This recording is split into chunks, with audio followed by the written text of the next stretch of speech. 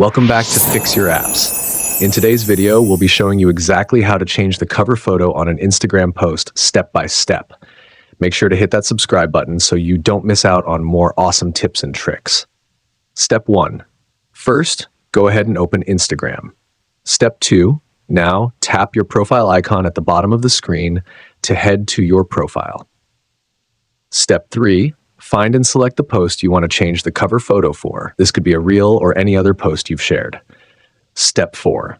Once you have the post open, tap the 3 dots at the top right corner of your posted reel.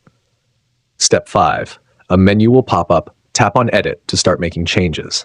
Step 6. Next, tap on Cover to change the cover photo. Step 7. You can now choose a different shot from your video, or if you prefer, you can select a photo from your gallery. Step 8. Once you've chosen the cover you want, tap Done. Step 9. Tap Done again to save your changes. Step 10. Finally head back to your profile to see the updated cover on your post. And that's it. Thanks for watching, and see you in the next one.